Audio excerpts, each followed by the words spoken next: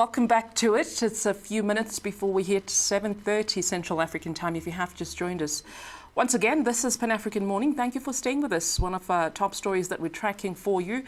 The Zulu Commission writing to the Constitutional Court, wanting former President Jacob Zuma to be jailed for contempt of court. We have Professor HANYANI now. I want to believe we have established a better connection with you, Prof. Good morning to you. Thank you so much for your patience as we tried to sort ourselves out. I want to believe you'd heard my question before we were rudely interrupted by technology, where I was talking about the 2-year term that has been suggested by the Zondo Commission, and we have others that are arguing that the Commission Act provision says 6 months when it comes to those kind of transgressions.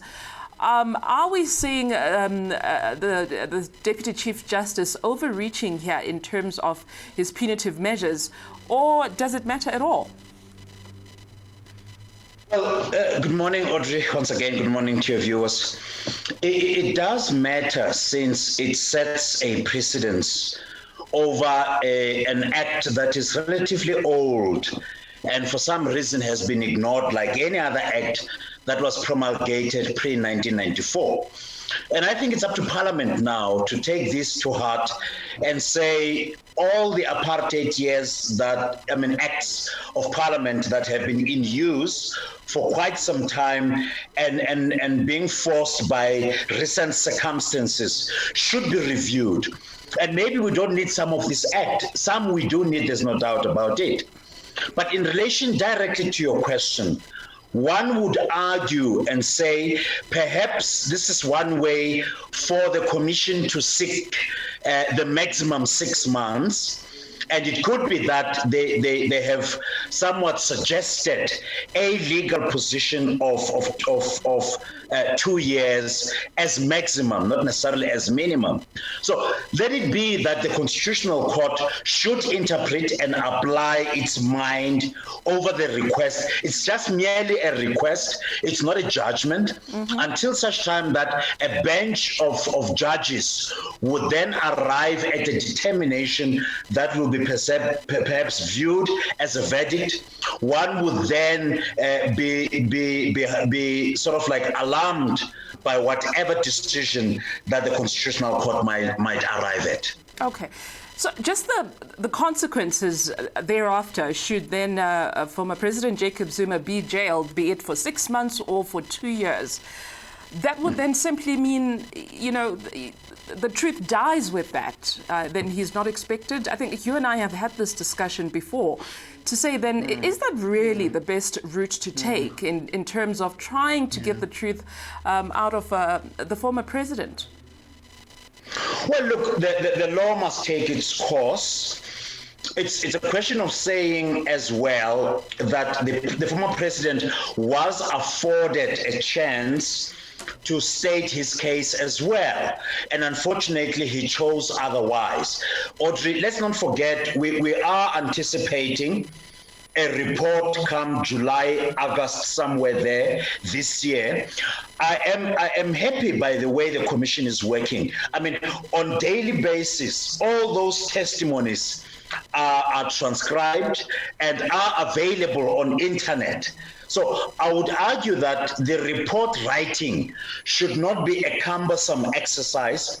We should get hold of the report and see to what extent has he been implicated by the alleged 40 plus witnesses that suggest that he either knowingly or was somewhat implicated directly in some of the transactions that are deemed to be a package called state capture.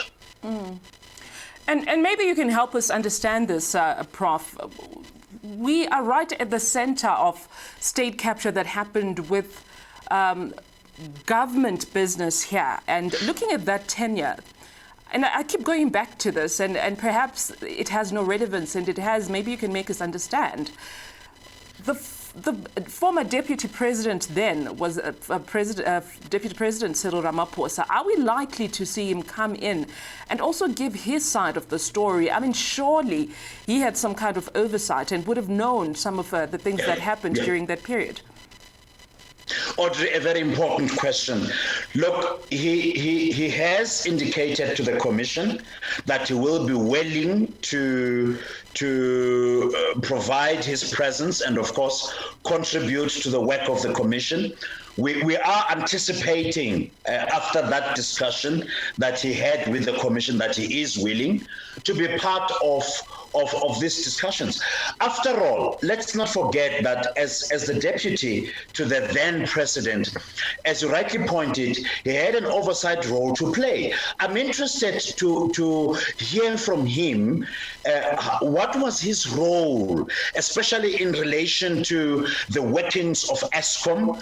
He, after all, at some stage was very close in terms of overseeing the so-called ESCOM war room, which actually was established to put a stop to your load shedding issues, and of course make sure that one of the biggest parastatals in the continent is able to stand on its feet. To this day, in February 2021, that intention and objective has not been realized. Was he party to an initiative that failed? We would like to understand that. Secondly, he was at some stage the leader of business in Parliament. Did he preside over a parliament whose oversight through committees in particular failed our democracy, failed our country? We should be able to measure and reflect back on his behavior as well as his performance, both within Parliament and outside of Parliament.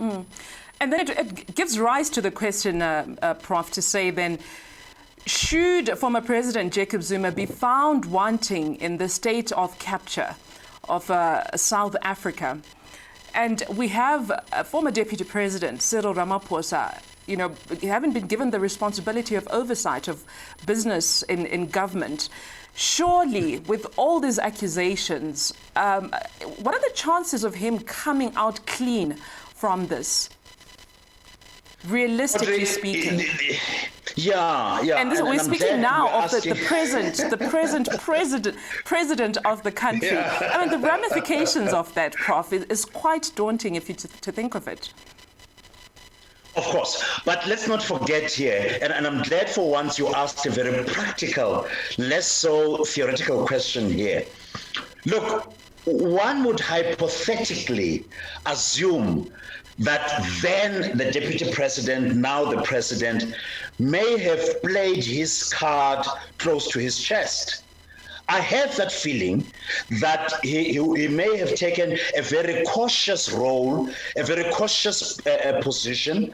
After all, the two leaders were not schooled, in a sense, from the same school of thought. One would argue that their personal ideologies sort of like clashed. President Ramaphosa came in Mangaung conference, and there is that narrative that says he was actually persuaded to leave his interest in business and rejoin, obviously with the aim of providing a smooth succession to the Zuma administration. But be that as it may, my understanding will be that the two gentlemen come from different backgrounds. One was somewhat exposed to the pressure and perhaps the injustices of apartheid, and that is the former President Jacob Zuma. But the other had what could be perceived in certain quarters as a smooth upbringing politically. He was in the unions. He never had to leave the country. If he was jailed, it was, relatively short-term prison terms that when you compare, it was really nothing, one would argue that way. So in a sense, you're dealing with two personalities here that I think their own positions, their own political ideologies came to the fore. And it's possible that, as I said, the current president played his cards closer to his chest. Well, I suppose we'll have to leave it there for now. Thank you for your insights, Prof. I think quite a bit of our time was eaten there trying to establish a connection. But thank you for speaking to us. We certainly appreciated Professor HANYANI there on the other side, speaking to us with regards to what really has become a showdown between the Zondo Commission and former President Jacob Zuma. Of course, the Constitutional Court being reeled in to make a decision as to what then happens in terms of a punitive measure with regards to contempt of court. We'll take another short break. To stay with us. We'll be back after this.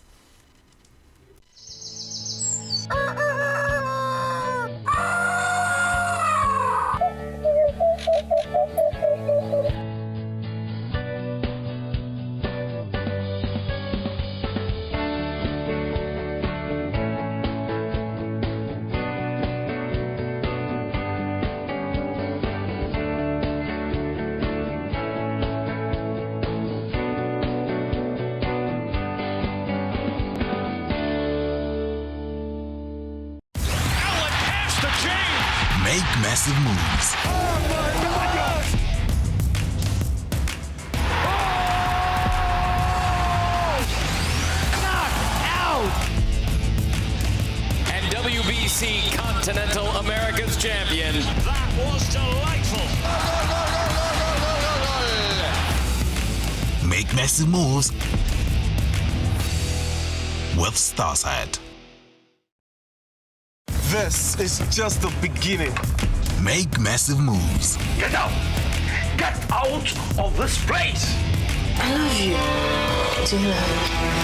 Yes. I like this.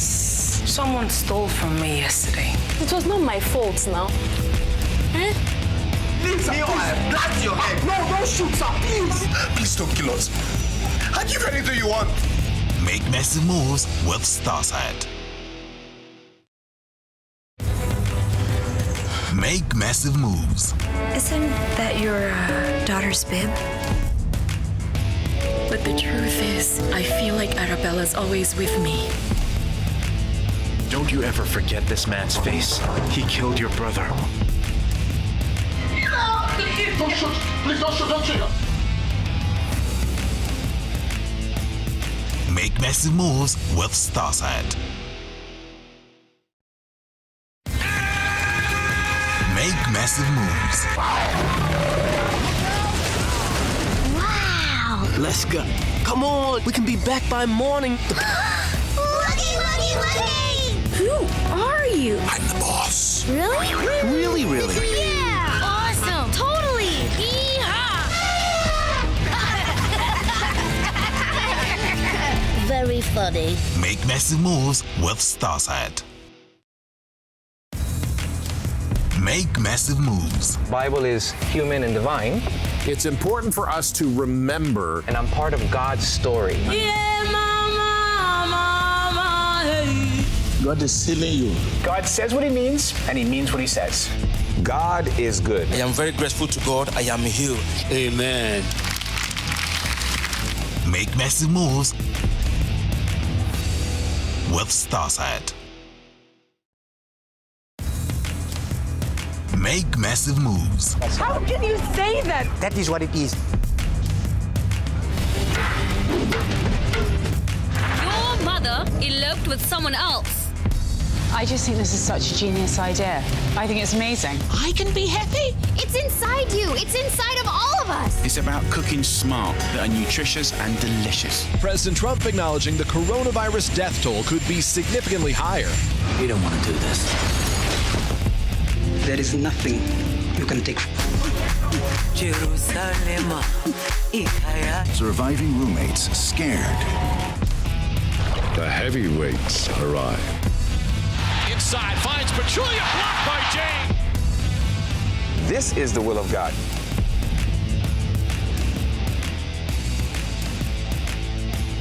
Make massive moves with STARSAT.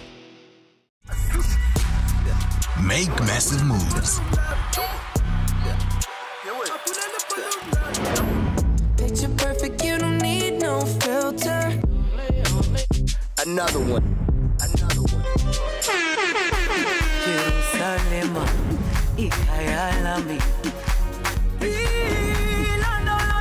Make massive boxing moves with STARSAT.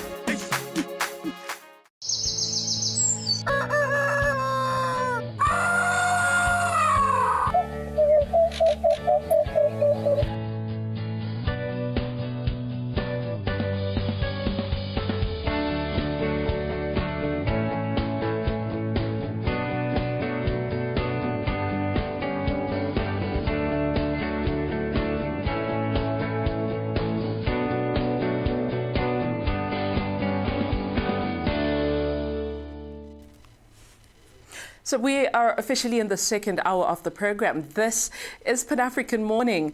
Thank you for staying with us, and we're hoping that you are enjoying the program. Remember to tell us where you're watching us from and also comment on some of the stories that we're keeping track for you. We continue now with our stories from the continent. Opposition leader Bobi Wine has dropped a legal challenge to Uganda's presidential election results that handed victory to incumbent Yoweri Museveni. He says the Supreme Court justice hearing the case is biased. Museveni, a former guerrilla leader who has led the East African country since 1986. How many of you were born in 1986? That's how long he's been in power. Was declared winner of the January 14 election with a 59% of the vote, while Bobi Wine was given a 35% vote. Well, Bobi Wine is a pop star. He is a lawmaker whose real name is Robert Kyagulanyi. He has rejected the results from the get-go, and he believes that victory was stolen from him. He has asked the court to overturn the results on several grounds that include widespread use of violence. Now, as proof, he cited the court's decision to reject an application he had made to file additional evidence. He says it showed pre-ticking of ballots, false tallies of ballots, impossibly high voter turnout, and other irregularities. Wine also says some of the court's judges have met Museveni several times since he filed the petition, and some of the meetings have been in secret. Now, the Libyan Interior Minister Fatih Bashaga says he escaped a well-planned assassination attempt on Sunday in which gunmen fired on his motorcade in the capital Tripoli, though an armed force that said its members were involved disputed his account. Speaking to Reuters, Bashaga said a vehicle started encroaching on his convoy and people inside of the vehicle opened fire, leading to an exchange of fire in which one of his guards and one of his attackers were then killed. His guards pursued the vehicle and it overturned, adding that they arrested 2 people, one of whom was wanted by the police. A brazen gun attack in the Libyan capital Tripoli was well planned, says the country's interior minister. Fatih Bashaga told Reuters that the gunmen were trying to kill him. He escaped the alleged assassination attempt on his motorcade on Sunday and explains what happened. When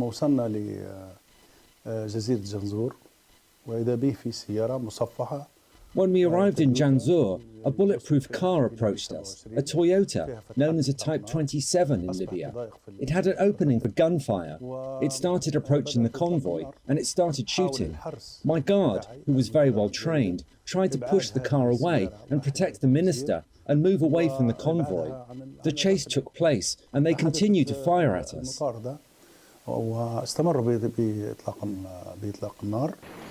One of his guards and one of the attackers were killed in the firefight. Bashaga says his guards arrested 2 people, one of whom was wanted by police. Bashaga represents the internationally recognized government of National Accord. The shootout comes as it prepares to make way for a new interim government, selected in a UN-led process aimed at unifying Libya's warring factions. The stabilisation support apparatus, an armed force set up by the outgoing Prime Minister, Fayez al-Sarraj, says Bashaga's guards had opened fire on one of its vehicles as it passed his convoy. In his role, Bashaga has pledged to rein in armed groups that have held power on the ground in western Libya since a 2011 uprising. Well, the British Airways owner, IAG, said on Monday it had raised a total liquidity of £2.45 billion by deferring pension contributions and finalising a loan which will help it survive the travel slump for longer. IAG said it continued to explore other debt opportunities to improve its finances, which have been battered by the pandemic. The group will report quarterly results this Friday, with the analysts expecting to show a £1.51 billion loss for the period of October to December. Now, in order to clinch the deferral of the £450 million worth of pension deficit contributions due to between October 2020 and September 2021, BA agreed not to pay any dividends to parent company IAG before the end of 2023. Like all the airlines, IAG has been burning through cash, around €205 million a week, after operating nearly 12 months with minimal revenues. It scrapped its dividends last April. It raised €2.74 billion in October from shareholders to ride out the crisis. Many British Airways planes have been parked for months.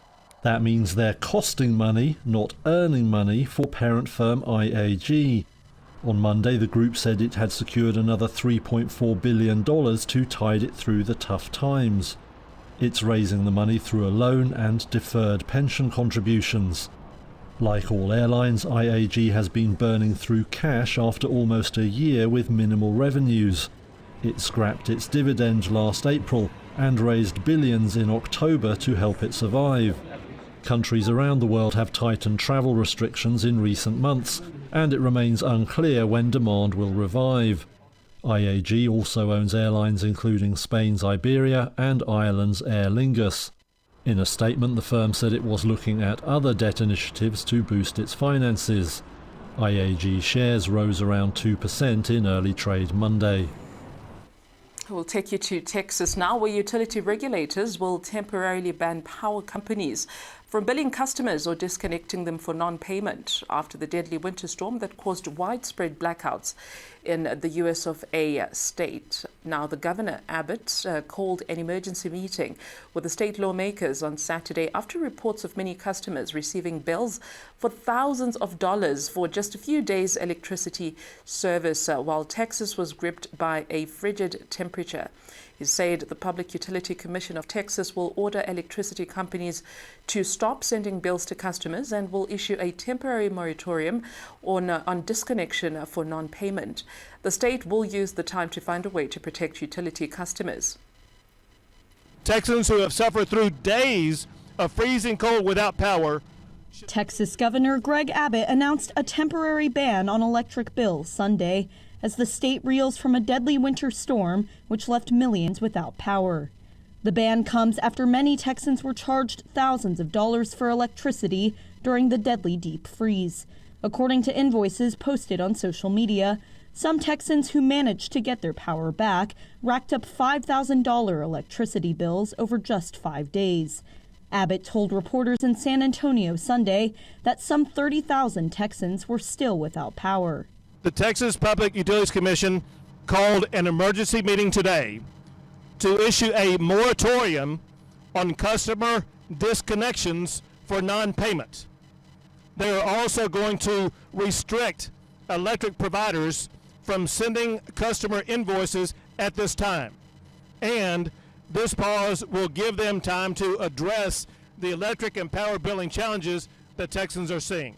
Texas has a highly unusual deregulated energy market that lets residents choose between scores of competing electricity providers. Some providers sell electricity at prices that rise in sync with demand, which skyrocketed as the record-breaking freeze gripped a state unprepared for extremely cold temperatures.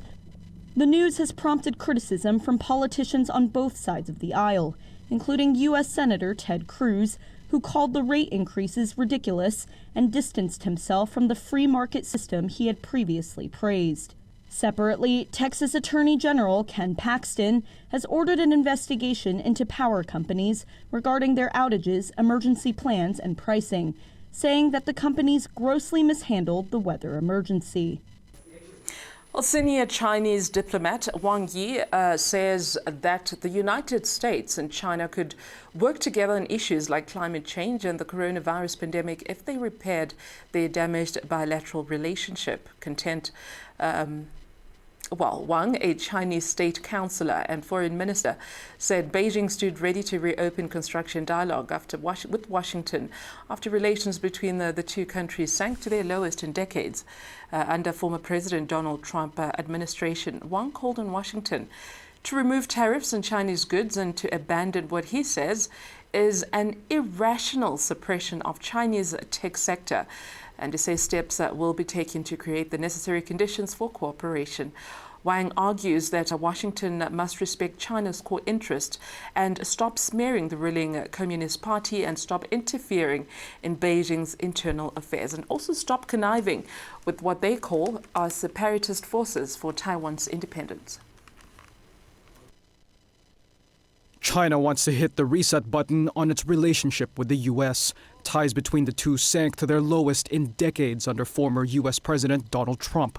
Now, with Joe Biden in the top job, Chinese Foreign Minister Wang Yi said on Monday Beijing stood ready to reopen constructive dialogue with Washington.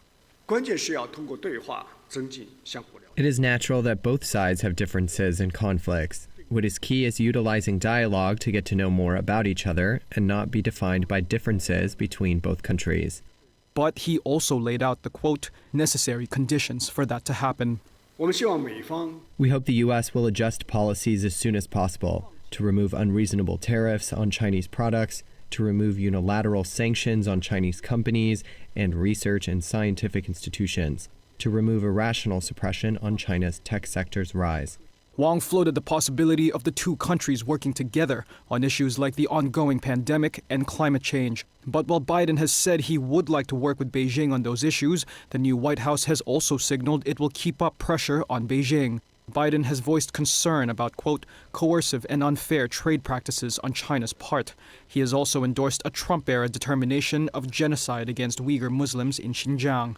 Washington and Beijing have repeatedly clashed on issues of trade, human rights, and geopolitical disputes in the South China Sea. Wang once again urged the U.S. to respect its core interests and not to interfere with what it calls its internal affairs. Well, Australia will quickly deliver the results of a planned independent inquiry into Parliament's workplace culture. This came from the government as pressure grows after a newspaper published a third accusation of rape. Two female employees of Prime Minister Scott Morrison's Liberal Party says last week that they had been raped by the same man in the year 2019 and 2020. The Finance Minister Simon Birmingham, who is leading an internal inquiry into workplace culture, says he wanted an investigation that is to be set up next week to be impartial. The complaint process is expected to be central in the element of investigation, adding that this is not something that he expected to drag on for weeks. And fueling pressure on Morrison, the Australian newspaper published on Monday the account of the third woman who said she had also been raped by the unnamed former Liberal Party worker on the night of June the 29th and the morning of June the 30th in 2016.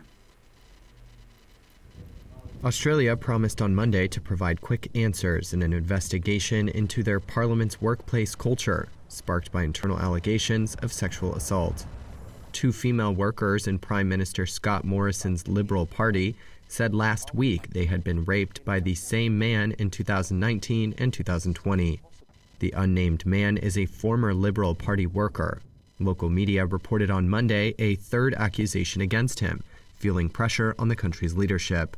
Finance Minister Simon Birmingham is leading the internal inquiry. Obviously, all of these allegations are incredibly traumatic and distressing and underpin the crucial work that needs to be undertaken to give all women, all people, confidence in relation to the processes and procedures that are there to enable and to support them to report such instances such that perpetrators and offenders can be brought to justice.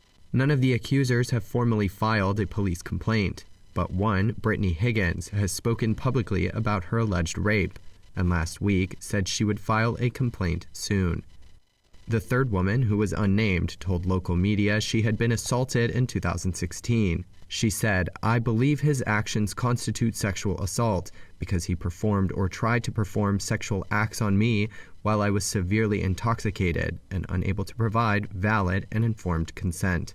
She added the incident happened outside Parliament. Mr. Speaker, as we've consistently said, Morrison said he first learned of the alleged complaints last week and quickly launched the workplace culture inquiry in response to public. Well, coming at the backdrop of these rape accusations in Australia, we thought it would be a perfect segue to discuss the issue of gender-based violence here in South Africa. And to help us get into that conversation, understand how far we've come as a country with regards to awareness and also trying to curb what has now been termed as another pandemic right in the middle of COVID-19 pandemic. We have NCEBAKAZI BANA. She is a lecturer at a TVET College in KwaZulu-Natal, or in Gauteng. She will correct me with regards to that, but also an activist when it comes to these issues. Very good morning to you, NCEBAKAZI. Thank you for joining us as we have this very important conversation. Just yesterday, we heard of, on Friday, we had Tsehofaso Pulis, murderer convicted to 25 years in prison. This is one of many stories that happen in South Africa, knowing that also somebody very close to her, her very boyfriend, the father of her unborn child, was actually responsible, the mastermind of this murder. Now, I know when we speak about gender-based violence, people tend to be one-sided, thinking it's just about women, but it encompasses, you know, both genders, men and women. Can you talk us through some of the campaign awareness that you're aware of, or how far we've come as a country with regards to that? Thank you, Audrey, for that question.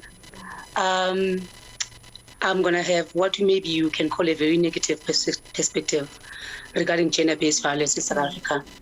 I just feel that we are not doing enough as a country, as people, as a society.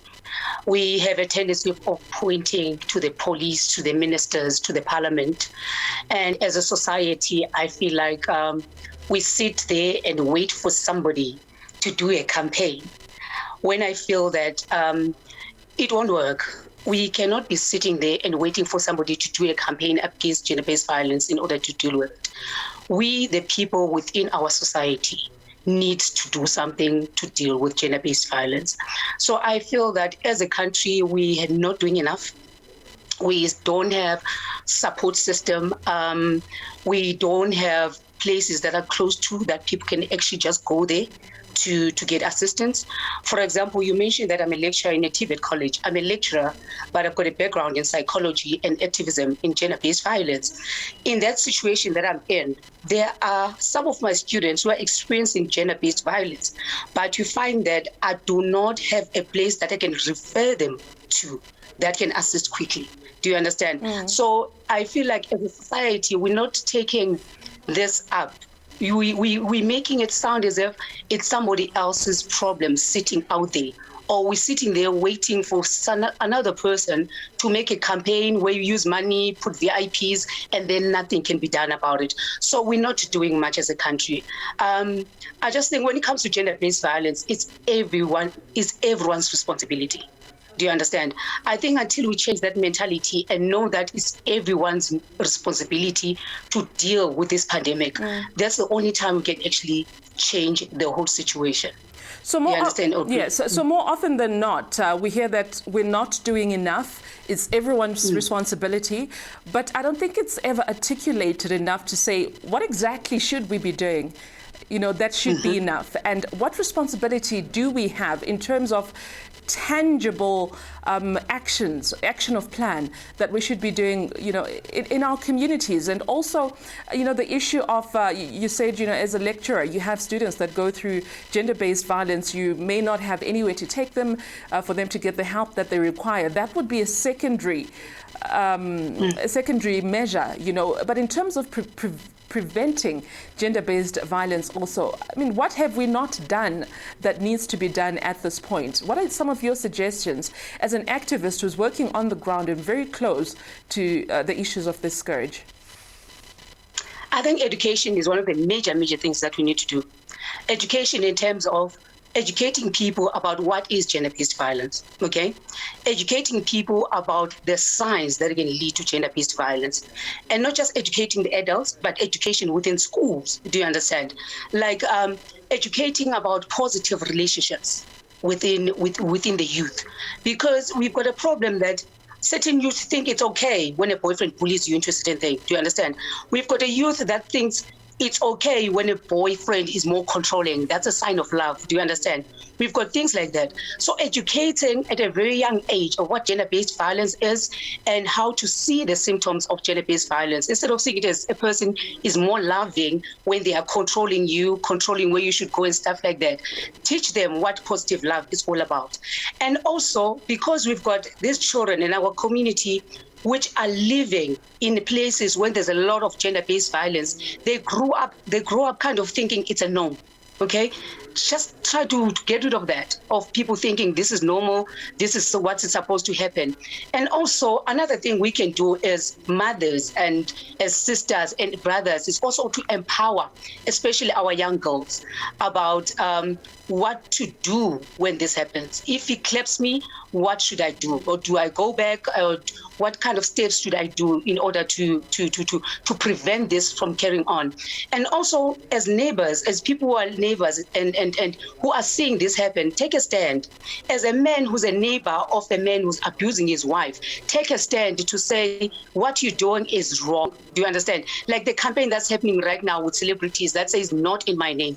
There should be people getting up and saying, you cannot be my friend and be abusing your wife like this. Do you understand?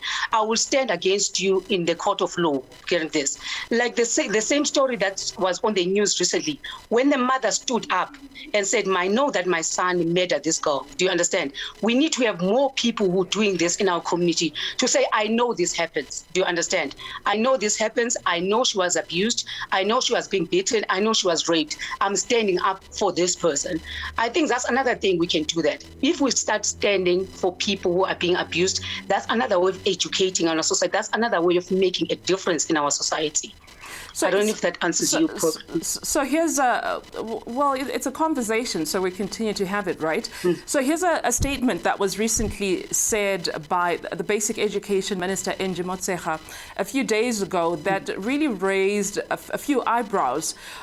She mentioned that, it's important to have an education, as you've alluded to, so that we can prevent some of these social ills that we experience in our communities, like gender-based violence. And she actually said, an educated man does not abuse anyone in their community.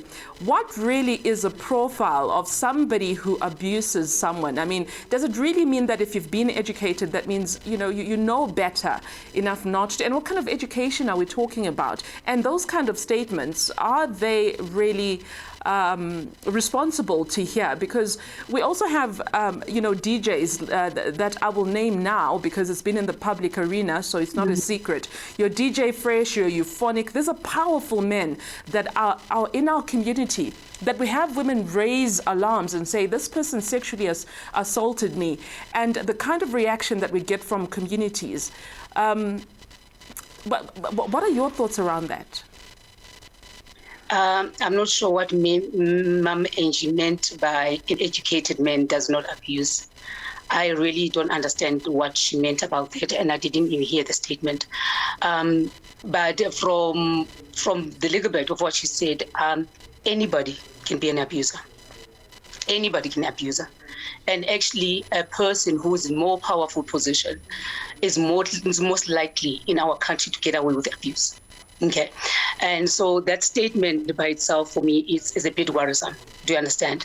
So I feel like abuse is nothing. It's not necessarily has to do with education in terms of academic and how many degrees and what kind of job you have. It actually could be the reason that a person could be abusive because they're in more power.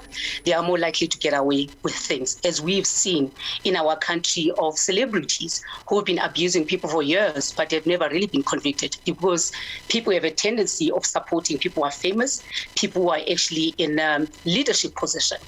So the education I'm talking about is in terms of knowing your rights, okay, and your responsibility and understanding what abuse is. Because one of the drivers of gender-based violence is actually power imbalances.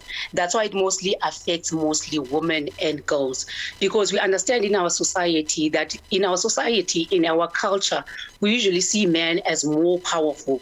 They have more resources, we're more dependent on them.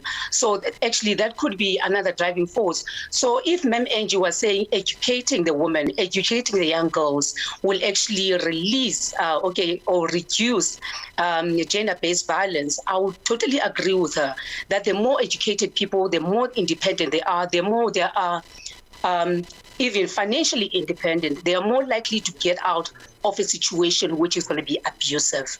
Do you understand that, Audrey? So I feel like she cannot just be looking education in terms of a man. It needs to be education on both genders and what abuse is and how we can prevent it. And one of the ways we can prevent is actually to equip and empower the male child, the male, both male and the female child as well as the woman. Absolutely. And just to wrap up our conversation, NCEBAKAZI, how do we make each other allies in terms of, like we said, gender-based violence happens on both sides.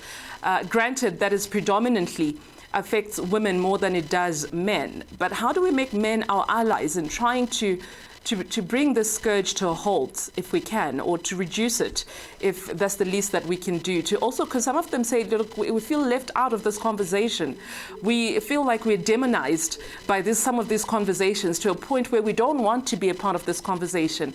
How do we make them allies in this campaign of raising awareness to make sure that we all rise as one community, understand that we need each other? Thank you for the question, Aubrey. I think for the longest time, we haven't been involving males in this conversation. And I think that was our biggest mistake. Because number one, the people who are being abused, okay? The women, the children are born of males, they are sisters, they are mothers. And the study that was done in Gauteng, I like the study that was done in Gauteng that indicated that 51% of the women reported to have been abused.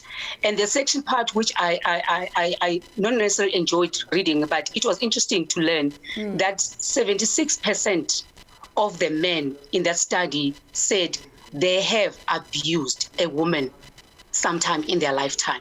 So that study by itself indicated that there's a whole lot of men who are abusive to females, and at times they don't define it as abuse. So I think when we involve men as well in the education of what is abusive, okay, and make them examine the whole identity of what it means to be a man, okay, what it means to be a father, what it means to be a boyfriend, do you understand? And also to call up on other men when they abuse, because now they can also, those people, those men who have been convicted, for example, and went to jail for abuse, work on rehabilitation those men to speak to other men about what this does to our society. Make sure that they know the impact of this in our society, and make them realize that they have a role to play. Do you understand? Make them realize they've got a role to play. They can have men conversations. They can do men dialogue in order to deal with the issue of abuse, and maybe create spaces for other men to speak out. Because remember, other men were raised in abusive relationships.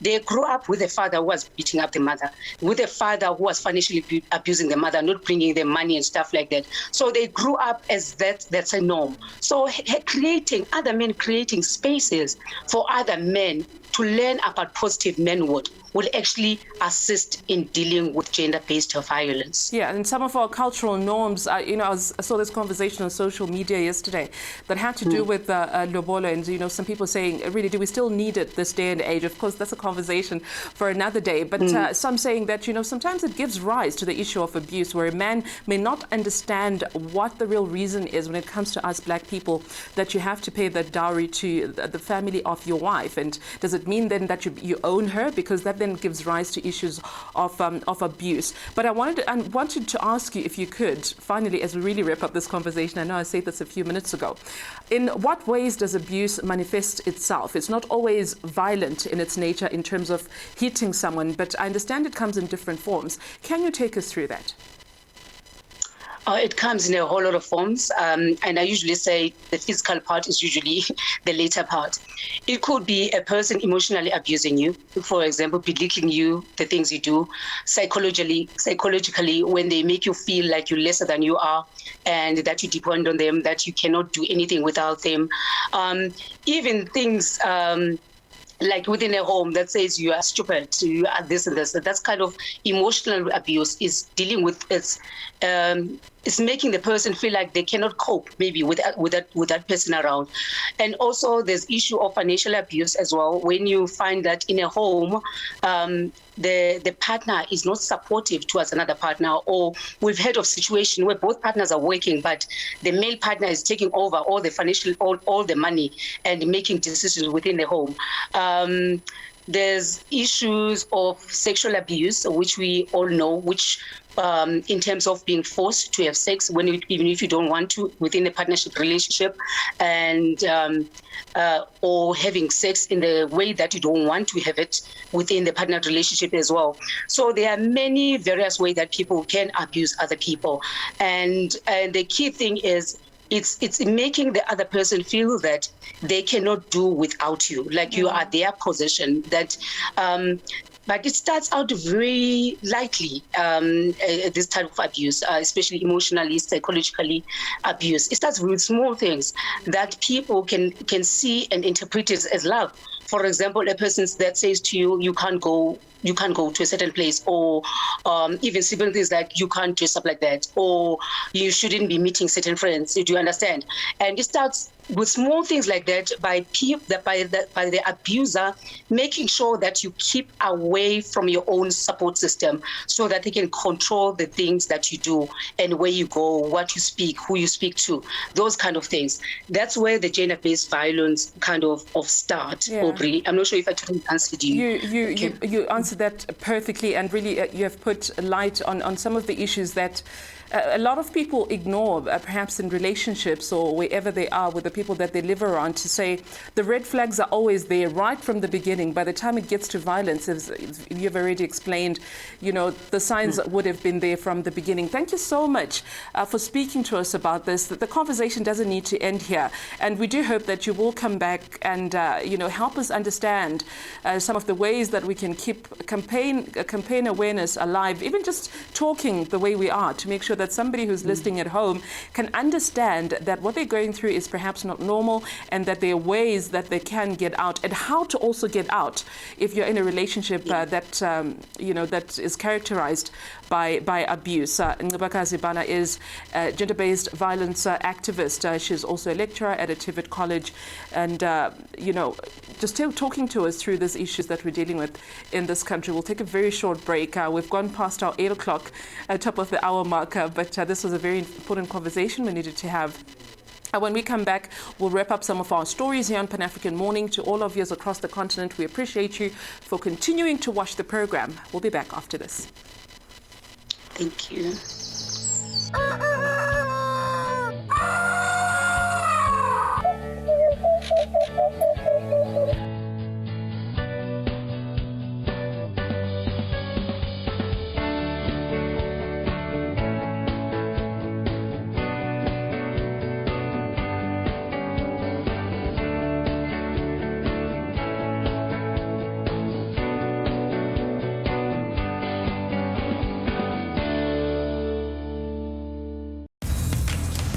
Make massive moves. Bible is human and divine. It's important for us to remember. And I'm part of God's story. Yeah, mama, mama, hey. God is healing you. God says what he means, and he means what he says. God is good. I am very grateful to God. I am healed. Amen. Make massive moves with STARSAT. Anger boils over in El Dorado Park. Make massive moves. Corruption allegations have hit too close to the office of the president. America is crying out for leadership. I'm the president and you're fake news. Donald Trump has already started his attacks. It is clear from the development of the disease. It is still the biggest annual decline in 100 years. Make massive moves with STARSAT.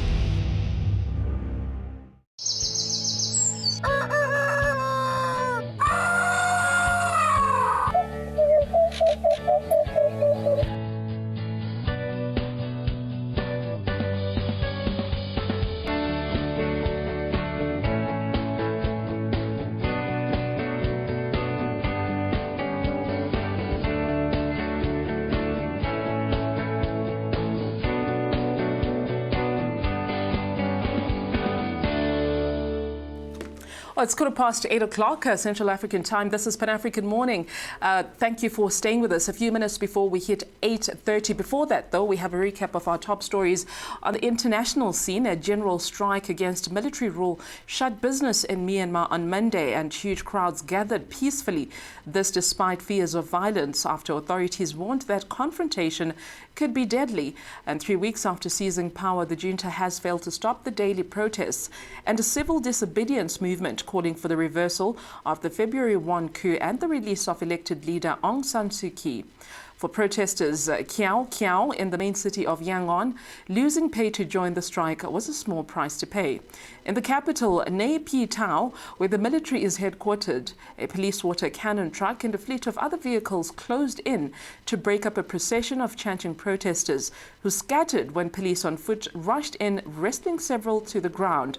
The army has said one policeman died of injuries and sustained serious ones during the protests. Tens of thousands of protesters took to the streets of Myanmar on Monday in defiance of a warning from the military. Demonstrations were staged in towns and cities across the country, despite the junta saying any confrontation could cost more lives. Businesses across the country were also shut, as workers downed their tools in a general strike called to oppose the military coup. It's been 3 weeks since the army seized power and detained elected leader Aung San Suu Kyi. Since then, there have been near-daily protests and a civil disobedience movement has been gaining strength. As well as local stores, international chains announced closures on Monday, including KFC and Food Panda. Protester Cho Cho said he did not care about losing his salary. We don't want to stay under the control of a military dictatorship, so we came here to join the protest regardless of the salaries we make. Nothing will happen to me if my salary is cut, but if we stay under the control of a military dictatorship, we will become their slaves. On Sunday, hundreds of people attended the funeral of Mayor Thoe Thoe Quang in the capital. She has become a symbol of resistance after being shot in the head while protesting earlier this month. 2 more protesters were killed on Saturday when police opened fire in what was the bloodiest day since the movement began. Monday's protesters carried signs vowing to not allow their deaths to be in vain. One banner read, "Value their sacrifices. They gave lives for our country's democracy." We continue with our international news. Showers of jet engine parts over residential areas in both sides of the Atlantic have caught regulators' attention, and they have prompted the suspension of some older Boeing planes from service. The Saturday incidents involving a United Airlines 777 in Denver and a Longtail Aviation 747 cargo plane in the Netherlands have put engine maker Pratt & Whitney in the spotlight, although there is yet no indication that their causes are related. Following the Colorado engine failure when United Flight 328 dropped debris on a northern Denver suburb before landing safely, Boeing recommended the suspension of 777s with the same PW4000 turbine, and Japan made it mandatory. The European Union Aviation Safety Agency has weighed in on the issue. They are requesting more information on the Pratt engines in light of both events. Now, a woman sustained minor injuries in the Dutch incident, which scattered turbine blades on the town of Meersen. One was found embedded in a car roof.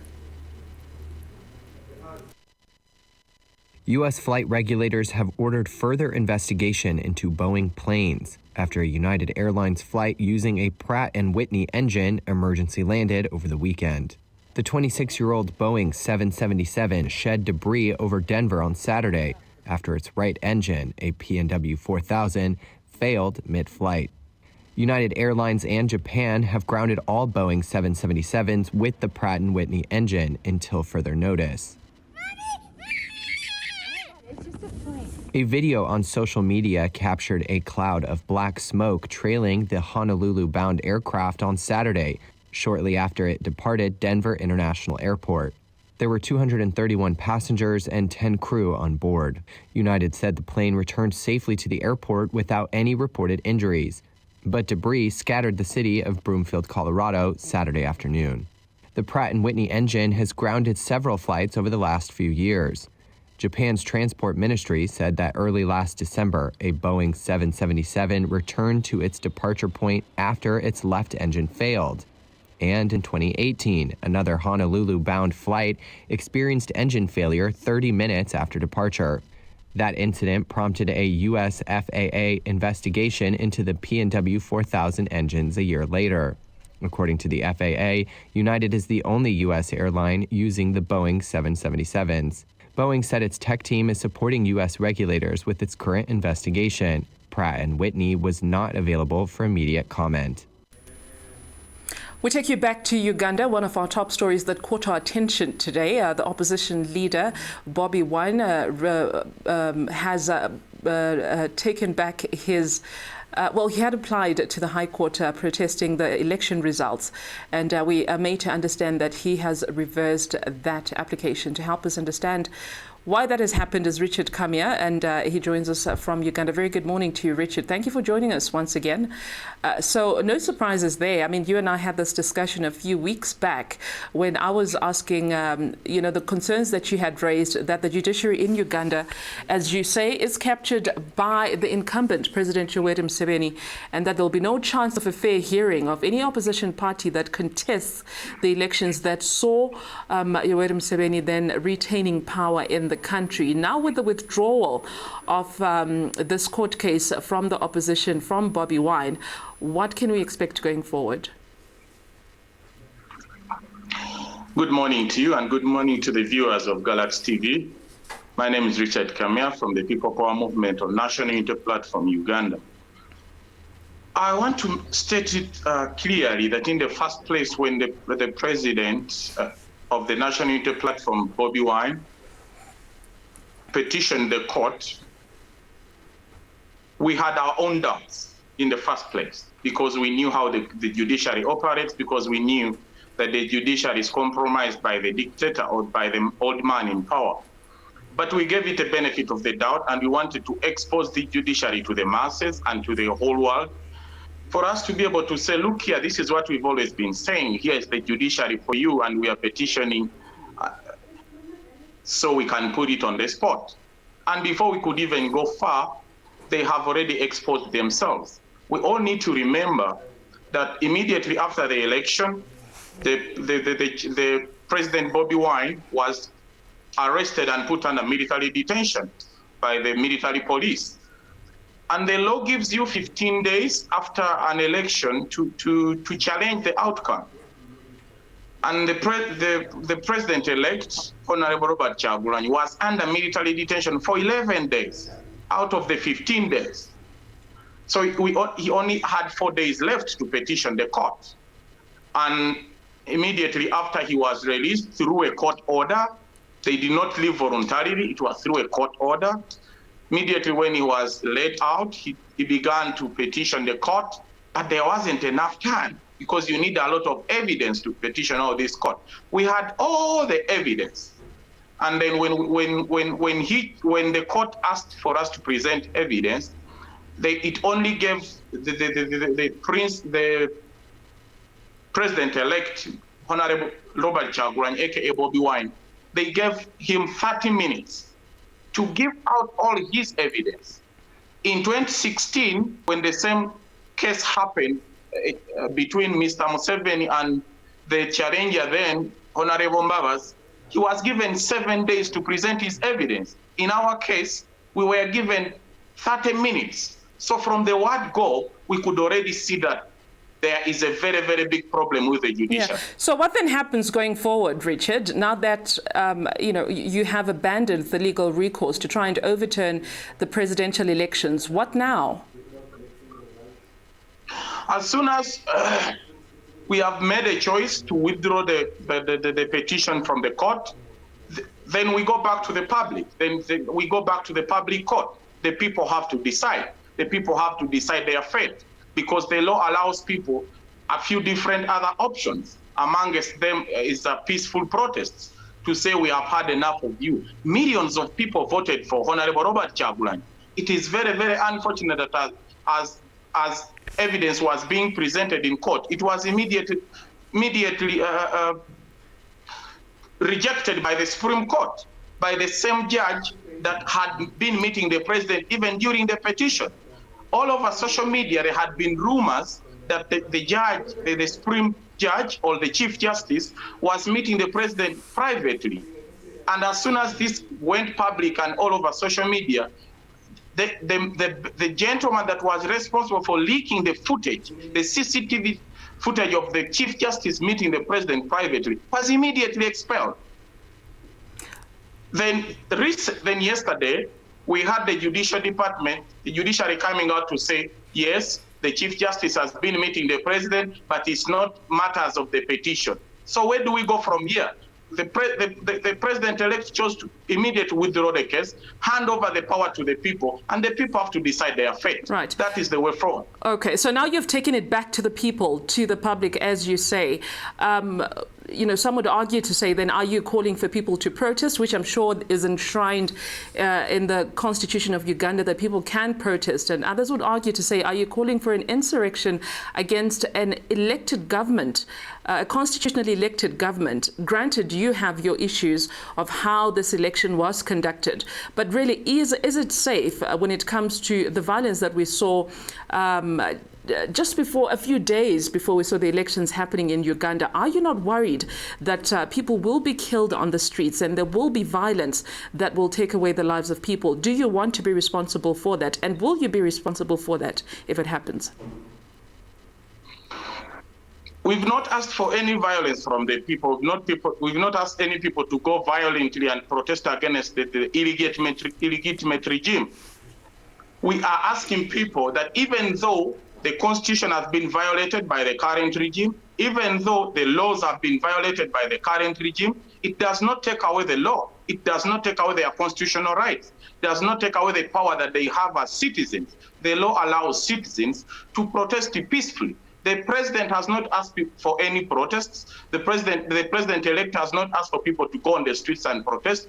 But it is within the people's right to choose what to do, because the Constitution allows them to show their dissatisfaction in so many other ways, including civil disobedience. So the principle, or the president-elect has made it clear that he's going to be communicating to the masses what is going to be our way forward, but people have many options to choose from, so as to claim our victory that was given to us on the 14th of January. Richard, thank you so much for giving us those details. We certainly appreciate it, bringing us up to speed with regards to what's happening in Uganda. Richard Kyagulanyi, also known as Bobby Wine, has retracted his court application to have the presidential elections overturned in Uganda. They claim electoral fraud, and they also say that the judiciary is captured and there is no point. They say they have taken their case to the public. They have taken it back to the people of Uganda, and it is up to them to react and going forward to choose what then happens with the country and who leads them as well. We'll have to leave it there. Richard, thank you for your time. We certainly appreciate it. And on that note, we'll have to end it here. This has been Pan-African Morning, our Tuesday edition. Thank you for watching the program. From myself, Audrey Chimwanda-Thwala, and the amazing team behind the scenes that make it possible for us to bring you this show every weekday from 6:30 to 8:30. We'll be back tomorrow, same time, same place. Have a good one. Remember, Harmony Mbele is up next at 9 o'clock with more news and updates. Have a good morning.